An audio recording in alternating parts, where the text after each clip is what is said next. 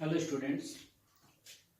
देखिए, अभी तक मैट्रिसेस एंड डिटरमिनेंट में हम लोग क्या क्या सीखे वो हम एक बार आपको रिकॉल कराते हैं। सबसे पहले हम लोग मैट्रिक्स पढ़ना स्टार्ट किए। मैट्रिक्स होता क्या है, मैट्रिक्स का ऑर्डर क्या होता है, रो क्या होता है, कॉलम क्या होता है, ये सब हम लोग समझे।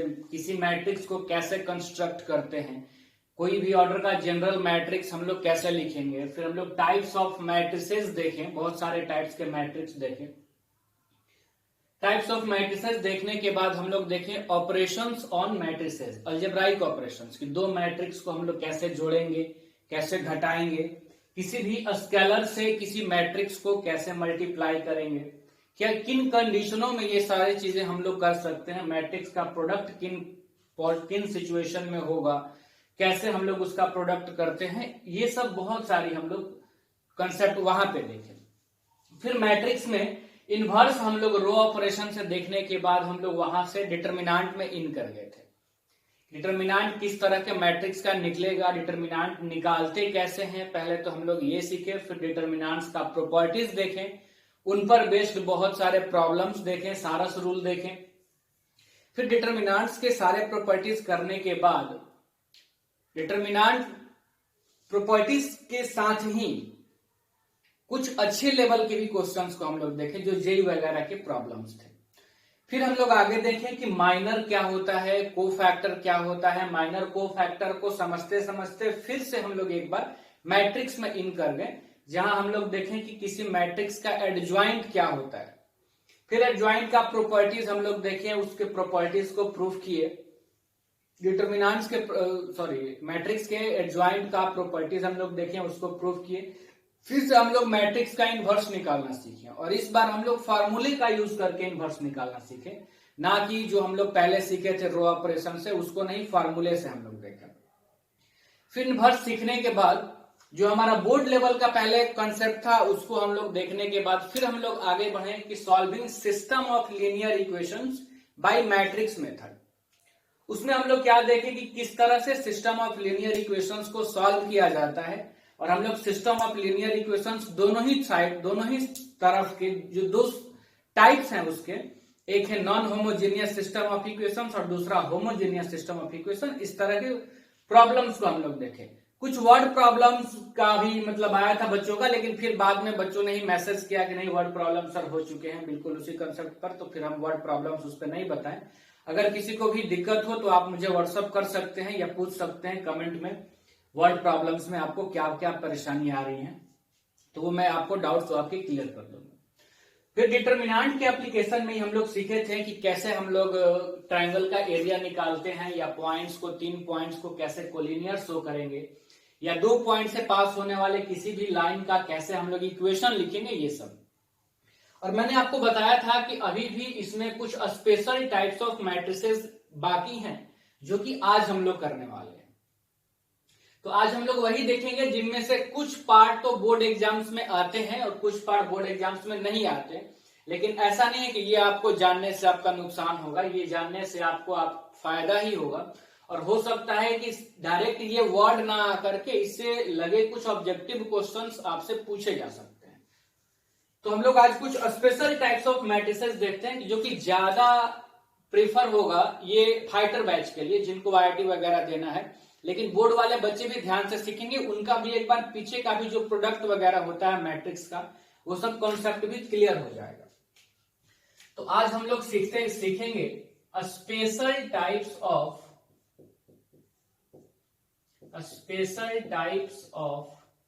Matrices. Special types of matrices, ये हम लोग देखते हैं। स्पेशल टाइप्स ऑफ मैट्रिसेस, बहुत सारे टाइप्स के मैट्रिक्स हम लोग पहले देख चुके थे। फिर ट्रांसपोज देखने के बाद सिमेट्रिक और स्क्यू सिमेट्रिक भी हम लोग समझ चुके थे। आज हम लोग सबसे पहले देखते हैं आइडेम्पोटेंट मैट्रिक्स।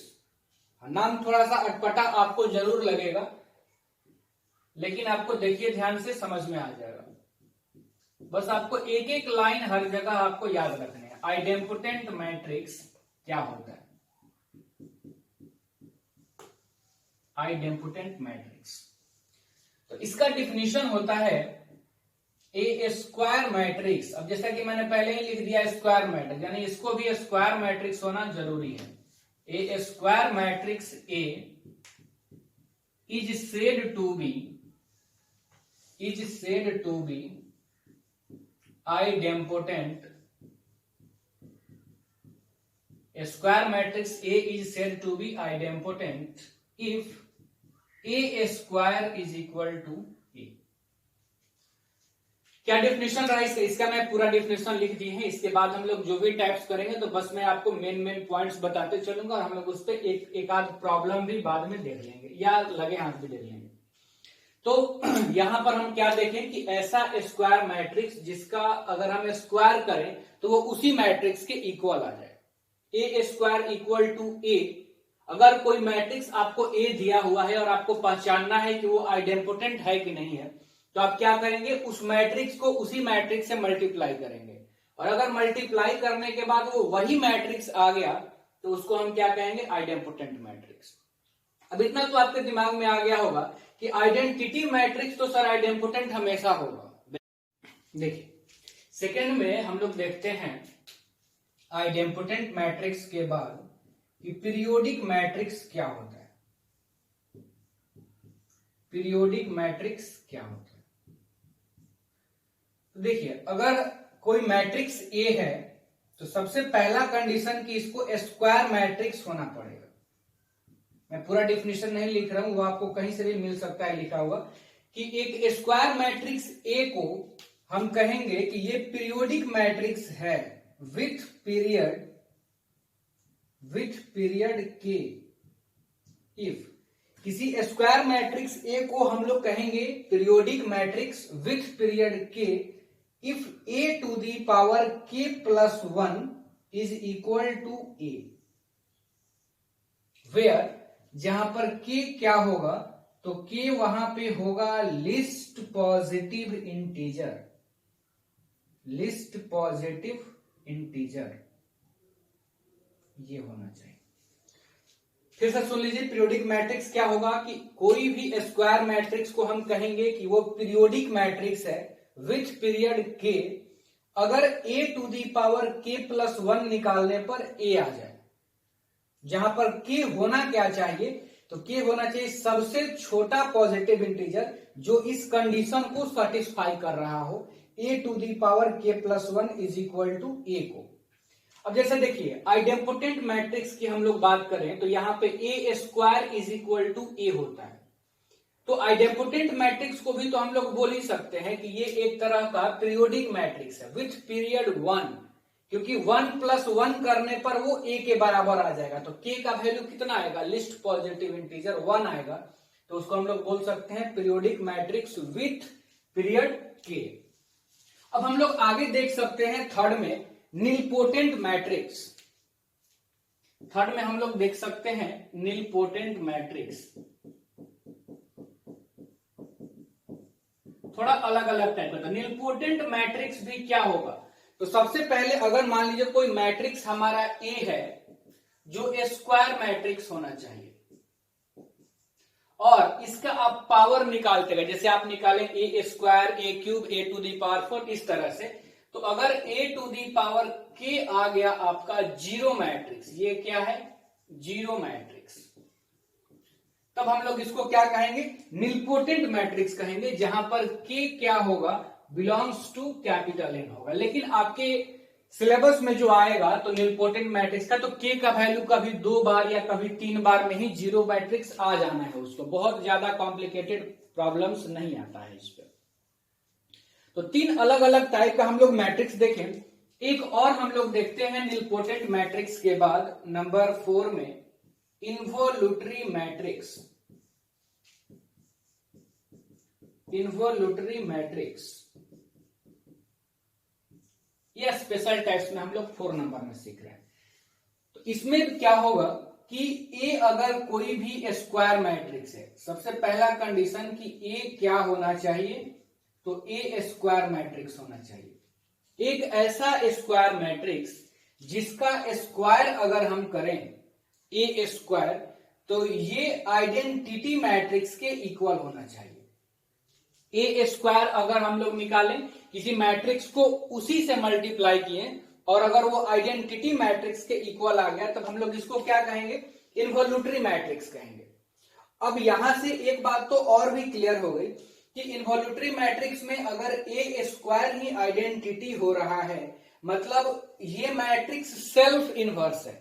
अगर हम ए का इनवर्स निकालेंगे तो वो ए के इक्वल होगा, क्योंकि यहां से क्या हो गया, ए स्क्वायर का मतलब ए इंटू ए आइडेंटिटी, और किसी मैट्रिक्स को उसके इनवर्स से ही मल्टीप्लाई करने पर ना आइडेंटिटी आता है। तो जो मैट्रिक्स सेल्फ इनवर्स हो उसको हम लोग क्या कहेंगे, इन्वोल्यूटरी मैट्रिक्स कहेंगे।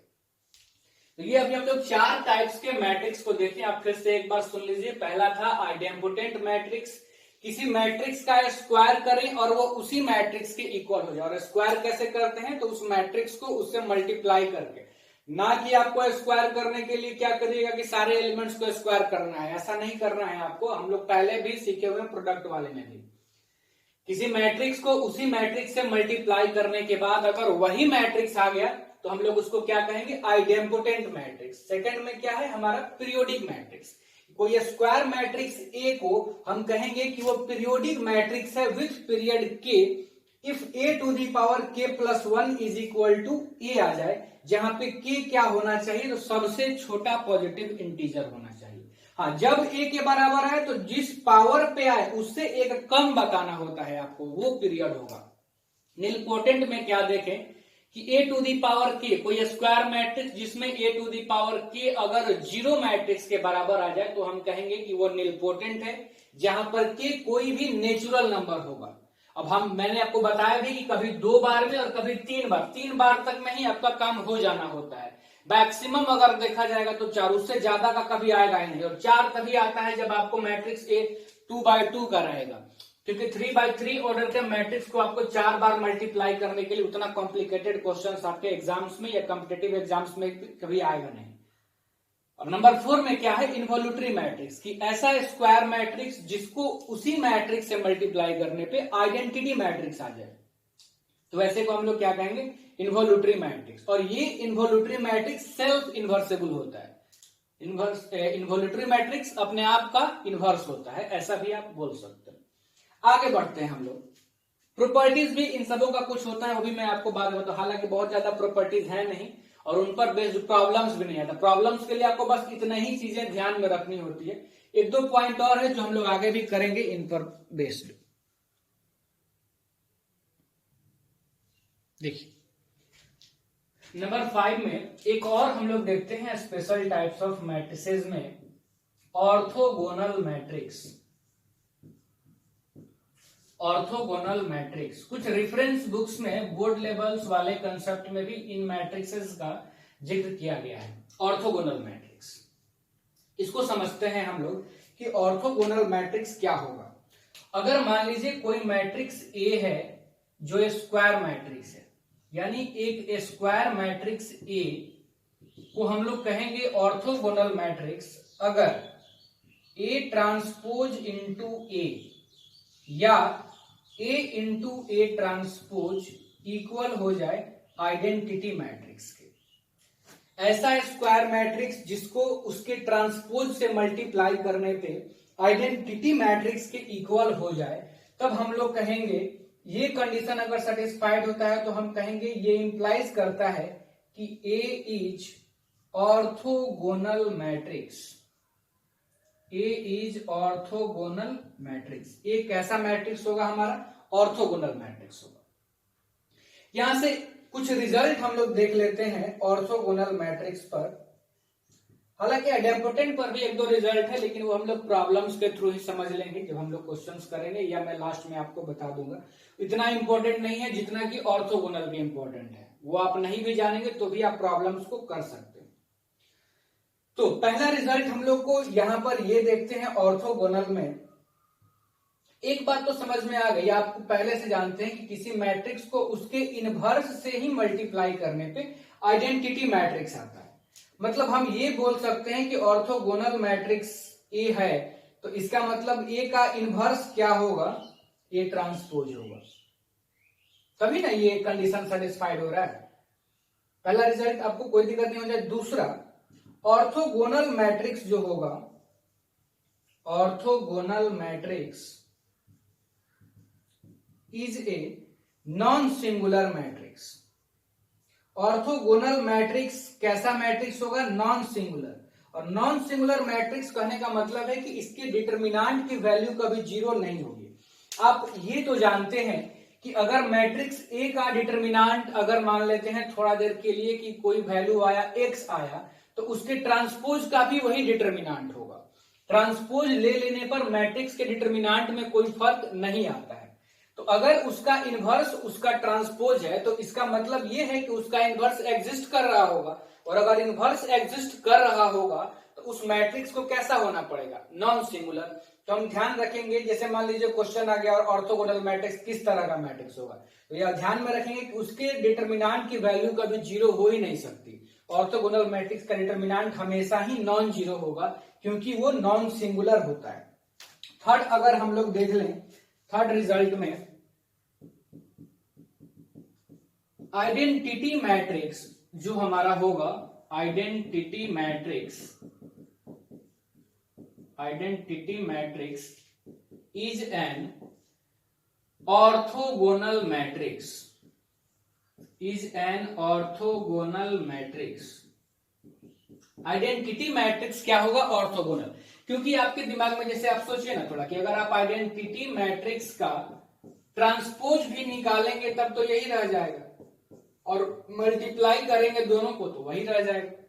तो आइडेंटिटी मैट्रिक्स को हम बोल सकते हैं कि ये एक तरह का ऑर्थोगोनल मैट्रिक्स होता है। ये भी एक रिजल्ट हम लोग याद रखेंगे। नेक्स्ट रिजल्ट में हम लोग नंबर 4 में देख सकते हैं, याद रखिएगा कि if A and B are orthogonal matrices, A and B are orthogonal matrices, then AB is also orthogonal। यानी दो ऑर्थोगोनल मैट्रिक्स का जो प्रोडक्ट होगा वो भी एक ऑर्थोगोनल मैट्रिक्स ही होगा। A and B are orthogonal matrices, then AB या BA भी आप समझ सकते हैं, दोनों AB या BA दोनों भी क्या होगा? ऑल्सो ऑर्थोगोनल मैट्रिक्स, वो भी ऑर्थोगोनल मैट्रिक्स होगा। नंबर 5 रिजल्ट में हम लोग देख सकते हैं कि if A is an orthogonal matrix, A is an orthogonal matrix, then A transpose and A inverse is also an orthogonal matrix. मतलब ये हुआ कि ऑर्थोगोनल मैट्रिक्स का ट्रांसपोज और ऑर्थोगोनल मैट्रिक्स का इनवर्स भी ऑर्थोगोनल मैट्रिक्स ही होता है।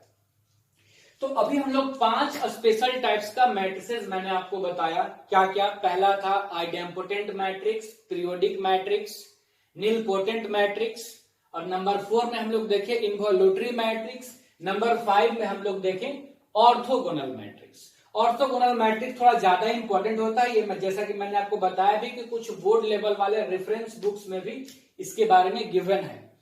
तो और ये ऐसा प्रॉब्लम आपको आइडेंटिफाई करने के लिए वेरीफाई करने के लिए एनसीईआरटी में भी गिवन है कि एक मैट्रिक्स ए आपको गिवन है और वेरीफाई करना है कि ए इंटू ए ट्रांसपोज आइडेंटिटी के इक्वल है। तो ऐसा मैट्रिक्स का नाम आपको नहीं पता था, कुछ बच्चे पूछे भी थे कि सर ऑर्थोगोनल मैट्रिक्स क्या होता है, कहीं मिला होगा उनको, तो मैंने बताया भी था उनको उस समय कि ये आगे आने वाले टाइम में मैं आपको बताऊंगा जब स्पेशल टाइप्स ऑफ मैट्रिक्स। अब ये सीखने के बाद हम लोग 1-2 और कॉन्सेप्ट सीखते हैं, तब फिर हम लोग 1-2 अलग टाइप का मैट्रिक्स देखते हैं इसके बाद।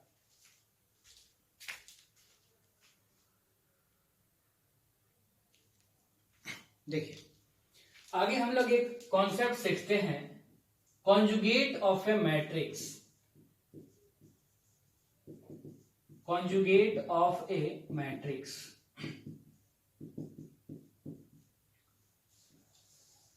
अब देखिए ये कंजुगेट वर्ड आप +1 में सीखे हुए होंगे, कॉम्प्लेक्स नंबर में हम लोगों को मिला था। ये कॉम्प्लेक्स नंबर में कंजुगेट वर्ड मिला था। तो तो अगर हम लोग एक बार रिकॉल करें तो हम लोग क्या सीखे थे कि अगर z is equal to a plus I B कोई भी कॉम्प्लेक्स नंबर है तो इसके कॉन्जुगेट को हम लोग डिनोट करते थे z बार से, और कॉन्जुगेट किसी भी कॉम्प्लेक्स नंबर का कॉन्जुगेट निकालने के लिए हम लोग बस ये करते हैं कि i को माइनस आई से बदल देते हैं, यानी ये क्या आ जाता है a माइनस आई बी।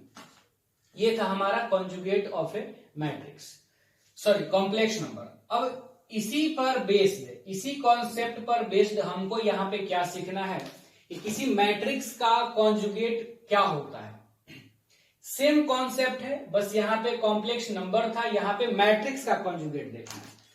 जैसा कि हम लोग पहले सीखे हुए थे कि अगर हम लोग बात करें किसी मैट्रिक्स में कि किस तरह के एलिमेंट्स का अरेंजमेंट मैट्रिक्स कहलाता है, तो वहां आपको पहले ही लेक्चर में मैंने बताया था कि जो एलिमेंट्स आपको अरेंज करने हैं मैट्रिक्स में वो या तो रियल नंबर हो सकते हैं या कॉम्प्लेक्स नंबर भी हो सकते हैं, या आप चाहें तो दोनों का भी हो सकता है। एक ही मैट्रिक्स में रियल और कॉम्प्लेक्स दोनों ही तरह के नंबरों का अरेंजमेंट किया जा सकता है, ये हम लोग पहले सीखे हुए हैं। तो इसी पर अगर हम एक बात करें, एक मैट्रिक्स हम कंसीडर कर लेते हैं। जैसे आप समझिए, जैसे मान लीजिए ए कोई भी मैट्रिक्स है,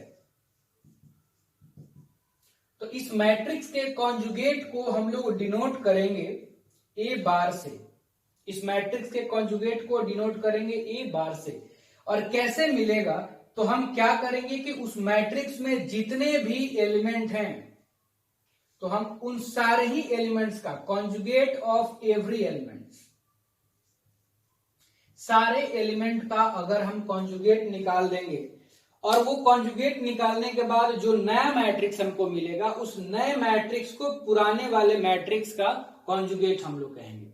जैसे एक एग्जांपल हम लेते हैं, पहले हम एक 2x2 का एग्जांपल लेते हैं। देखिए, मान लेते हैं let a is equal to I minus 2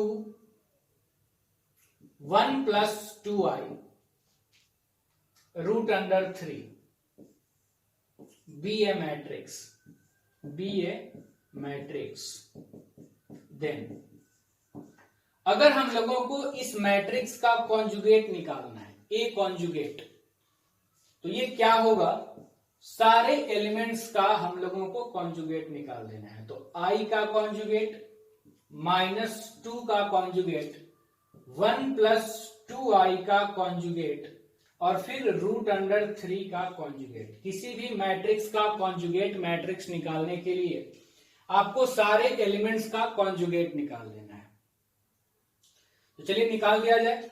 तो इस मैट्रिक्स का कॉन्जुगेट किसके इक्वल हो गया, आई का कॉन्जुगेट हो जाएगा माइनस आई, माइनस 2 तो रियल नंबर है और रियल नंबर यानी प्योरली रियल है और उसका कॉन्जुगेट तो वही होता है। ये आप हम लोग सीखे हुए हैं कॉम्प्लेक्स नंबर में कि कॉन्जुगेट के लिए आई को माइनस आई से बदलना है। आई तो इसमें है ही नहीं, तो ये जेम करते हैं रह जाएगा माइनस 2।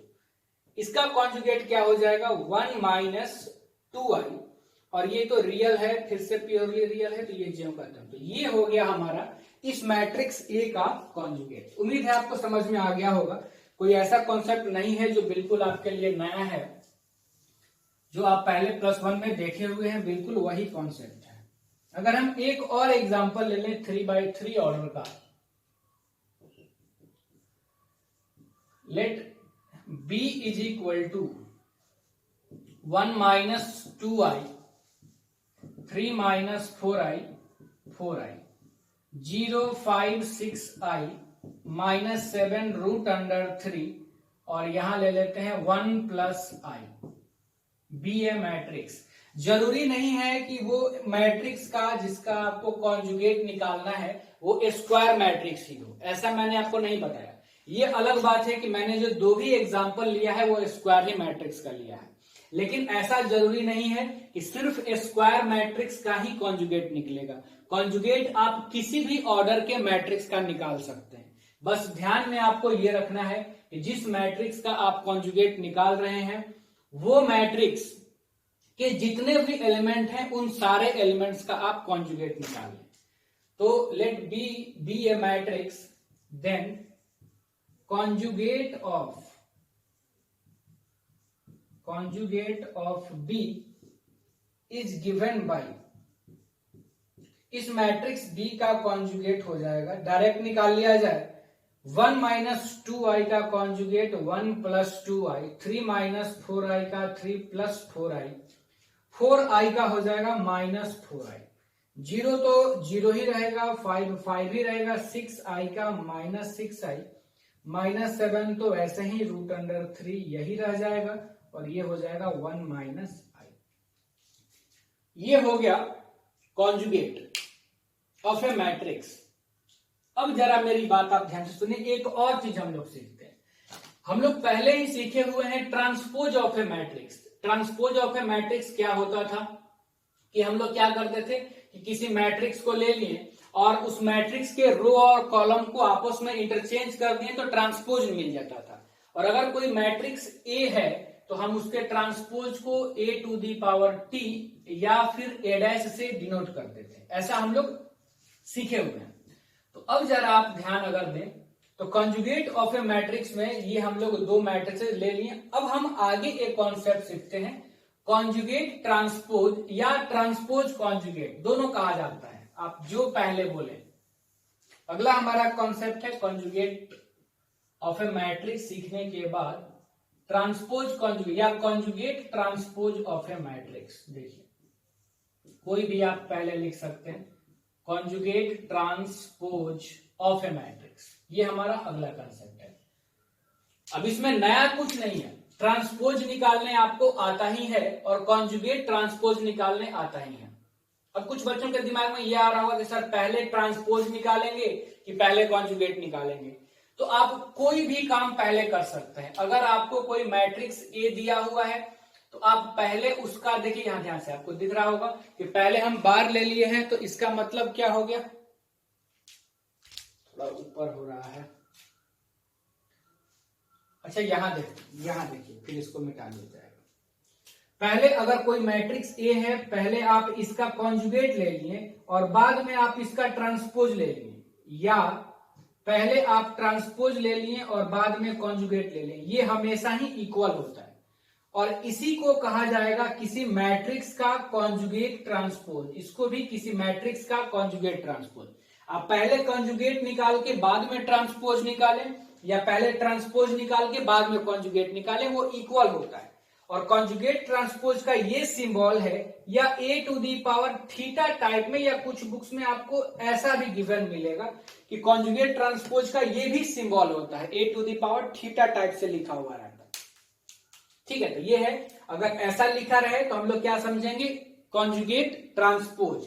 और कॉन्जुगेट ट्रांसपोज का ये भी दोनों सिंबल है और इसमें कोई कंफ्यूजन नहीं है, पहले ट्रांसपोज बाद में कॉन्जुगेट या पहले कॉन्जुगेट बाद में ट्रांसपोज, बात सेम है और इस तरह से डिनोट किया जाता है, a⁻θ आप कह सकते हैं। एग्जाम्पल देख लिया जाए, ये कोई मैट्रिक्स है, ये उसका ट्रांसपोज हो गया, तो अगर हम लोग इसी का कॉन्जुगेट हो गया, ट्रांसपोज निकाल दें, ए कॉन्जुगेट ट्रांसपोज, तो हम लोग इसको a⁻θ भी लिख सकते हैं और तब ये कॉन्जुगेट ट्रांसपोज क्या हो जाएगा, -i-2। पहला रो को पहला कॉलम बना दिए और दूसरे वाले रो को दूसरा कॉलम बना दिए, बिल्कुल वही काम जो हम लोग पहले करते थे।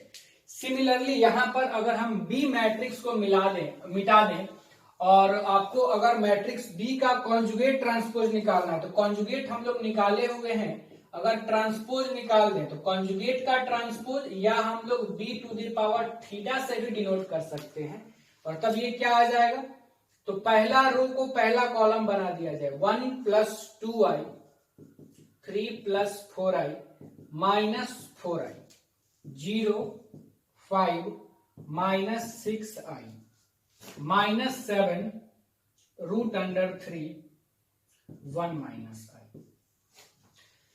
और इसका प्रॉपर्टीज भी होता है। और एक बात और भी आप ध्यान में रखेंगे कि कॉन्जुगेट ट्रांसपोज का प्रॉपर्टीज वही होता है जो ट्रांसपोज का प्रॉपर्टी था। क्या था ट्रांसपोज का प्रॉपर्टी, किसी मैट्रिक्स का 2 बार ट्रांसपोज निकालेंगे तो वही आ जाएगा। तो अगर आप बी मैट्रिक्स का 2 बार कॉन्जुगेट ट्रांसपोज, यानी अब इसका फिर से हम लोग कॉन्जुगेट ट्रांसपोज निकालेंगे तो बी आ जाएगा। था ना पहला ट्रांसपोज का प्रॉपर्टीज। देखिए ट्रांसपोज का प्रॉपर्टीज क्या क्या था, 2 बार ट्रांसपोज वही आ जाएगा, ए प्लस बी का whole transpose, A transpose plus B transpose, K into A का transpose, K into A transpose, और ए बी का ट्रांसपोज तो बी ट्रांसपोज ए ट्रांसपोज। कुछ इसी तरह का प्रॉपर्टीज इसका भी है जो बहुत ज्यादा इंपॉर्टेंट है नहीं, इसलिए मैं उसको नहीं, और वैसे आप सोच सकते हैं यही सारा है, ठीक है ना। आप चाहे तो लिख भी सकते हैं, वही प्रॉपर्टीज सेम यहां भी अप्लाई होता है। और ट्रांसपोज सीखने के बाद हम लोग 2 अलग टाइप का मैट्रिक्स सीखे थे वहां पर। देखिए प्रॉपर्टीज वही सारा है, बस ट्रांसपोज के जगह पे आपको कॉन्जुगेट ट्रांसपोज ले लेना होगा। ट्रांसपोज सीखने के बाद हम लोग 2 अलग टाइप का मैट्रिक्स सीखे थे, symmetric and askew symmetric matrix, जो कि दोनों ही डिफाइन होता था ट्रांसपोज के ही फॉर्मूले से, कि ऐसा स्क्वायर मैट्रिक्स जिसका ट्रांसपोज उसी मैट्रिक्स के बराबर हो तो उसको हम लोग सिमेट्रिक कहते थे, और ऐसा स्क्वायर मैट्रिक्स जिसका ट्रांसपोज निगेटिव ऑफ उसके बराबर हो तो हम लोग उसको अस्क्यू सिमेट्रिक कहते थे। अब यहाँ पे कॉन्जुगेट ट्रांसपोज और उसके प्रॉपर्टीज वही 4, जैसा कि मैंने अभी आपको बताया कि बिल्कुल वही ट्रांसपोज वाला ही होगा।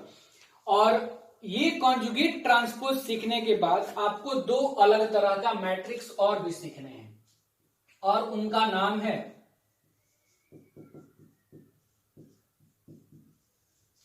Hermitian and askew Hermitian matrix. Hermitian and askew Hermitian matrix,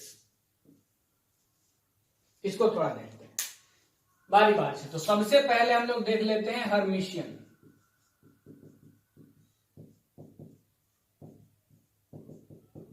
बिल्कुल वही डिफिनेशन है, एक ऐसा स्क्वायर मैट्रिक्स जिसका कॉन्जुगेट